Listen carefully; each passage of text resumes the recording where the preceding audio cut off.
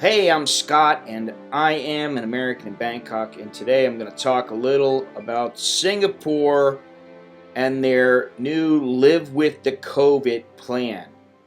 A growing number of people are calling for governments to halt to restrictions and lockdowns, instead asking them to take an alternative approach, and Singapore has a surprising new plan. Now, before I go on, please do me a favor, and if you like this video and the channel, please remember to smash that like button, hit that subscribe button, subscribe to the channel.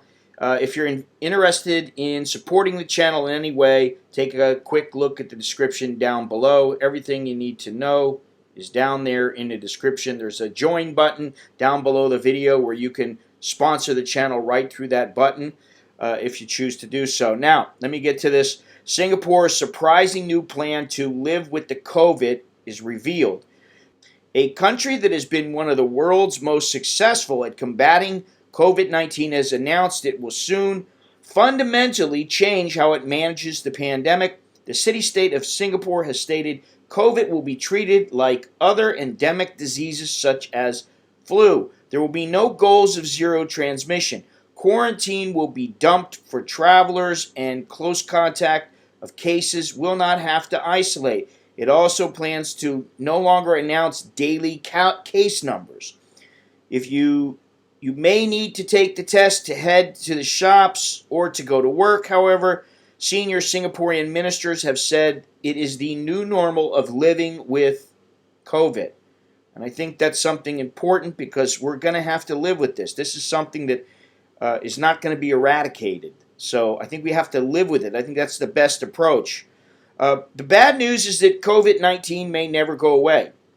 The good news is that it is possible to live normally with it in our midst, wrote Singapore's Trade Minister Gan Kim Yong, Finance Minister Lawrence Wong, and Health Minister An Yi Kung, as they said in an editorial in the Straits Times this week. It means that the virus will continue to mutate and thereby survive in our community.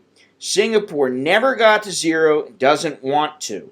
Like most countries, Singapore had an initial peak of cases last year, topping out at 600 cases a day in mid-April. Following a smaller wave in August, COVID-19 hasn't flared up since. However, in a nation of 5.7 million, slightly larger than Sydney, they have had a steady undercurrent of around 20 to 30 cases a day. I mean, come on, that's nothing. The nation has recorded 35 deaths in total. Again, not to downplay someone's death, but 35 deaths is not very many when you look at the bigger picture. Singapore has strict border controls in place with most countries, including tests on arrival, hotel quarantine, and stay-at-home orders. It's not dissimilar to Australia, but Singapore varies the demands on travelers depending on the risk in the location where they last visited. But all that would be eventually done away with under the plan put out by Ministers Kung, Yong, and Wong, who make up Singapore's COVID-19 multi-ministry task force. Every year, many people catch the flu. The overwhelming majority recover without needing to be hospitalized and with little or no medication. But a minority, especially the elderly and those with comorbidities, can get very ill and sometimes succumb. We can't eradicate it, but we can turn the pandemic into something much less threatening like influenza or chickenpox and get on with our lives, the trio said. Now listen, I agree. And as you'll see, they also agree with something, or I agree with them, that vaccination, whether you like it or not, anti-vaxxers, vaccination first, then reduce the restrictions. Vaccination was key. The roadmap out of the current measures couldn't begin until more people had been jabbed. Singapore is set to have given 2/3 of its residents at least one jab within weeks and to have 2/3 fully vaccinated by early August.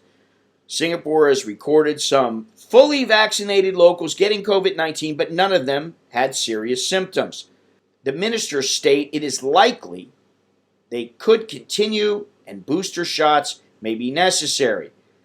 Testing would also have to be easier and quicker. Self-administered tests such as breathalyzers should replace the uncomfortable earbud down the back of the throat method. And I just heard about these breathalyzers, and to be charging people several $100s for a test when these breathalyzers apparently can be used and reused over and over again, just by simply changing a little tab in the breathalyzer. I think that should bring the cost down, hopefully, though you never know. Singapore's new COVID normal. The minister said COVID-19 could be tamed if not vanquished. They laid out what they call a new normal. In time, the airport, seaport, office buildings, malls, hospitals, and educational institutions can use these kits to screen staff and visitors. People with COVID would recover at home because symptoms will mostly be mild and close contacts would be vaccinated. Because most cases will be less of an issue, the need for contact tracing and quarantine will be low. A big change would be to no longer report daily case numbers. Well, that actually, I haven't thought about that until recently. But, it's not imperative, in my opinion, unless you are trying to warn people and not scare them. And I think the numbers now, at least in Thailand, are scaring people. And I don't know if fear is the best way to handle this situation. A big change would be no longer to report daily case numbers. Instead of monitoring COVID-19 infections every day, we will focus on how many need to be intubated for oxygen and so on. This is like how we now monitor influenza. There you go. The ministers wrote in the Straits Times that this would be a way for Singapore to navigate its way out of the COVID-19, resume major events, and travel internationally. The roadmap is in contrast to Australian Prime Minister Scott Morrison, who has not detailed how international travel might return. Yeah, I don't get that. I really don't get that. What are you supposed? I mean, really, what are you supposed to do? Just not let people go anywhere for the rest of their lives? On Channel 7 Sunrise, he said opening borders posed a huge risk. Once you let it in, you can't get it out. Okay, if you say so. The thing is, it's going to get in somehow, eventually, one way or the other, and you already have it. And as soon as some people come in, it's going to happen again, and there's no getting rid of it. Until you can provide a medical solution that completely kills off this virus, people are going to get the virus. It's going to happen. It's inevitable. It's a matter of, hey, you get the virus just like you get the flu. You don't die from it. Most people don't die from it. They just get a little sick. They're out for a day, maybe a couple of days, and that's it. Anyway, if we take the other steps that others are suggesting, we have to be comfortable with 5,000 cases a day. I don't think Australians would be happy. Although he did add that Australia was watching highly vaccinated countries closely. The key figure going forward will be how many people are suffering serious illness, and that's what we are watching closely in the UK. The Singaporean minister said the country was by no means at a stage where the post-COVID plan could commence. Well, that's not good news. For the time being, current restrictions would have to remain in place. They said early August that both shots would be given and most people would be fully vaccinated. So let's hope that this year they can implement this kind of plan, and other countries maybe can take note. And then if it works in Singapore, they can use it in their own countries. Indeed, the country has just toughened entry to people from New South Wales due to the current Sydney outbreak. But a roadmap to transit to a new normal was coming together. History has shown that every pandemic will run its course. Yes, indeed it has. And again, I do believe we'll get through this. I just think it's a matter of time, and it's a painful time right now. It's not a pleasant time.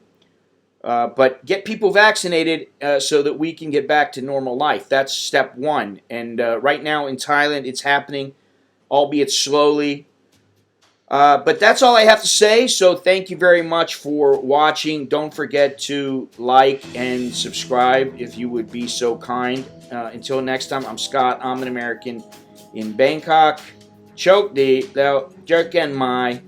That's good luck and see you later.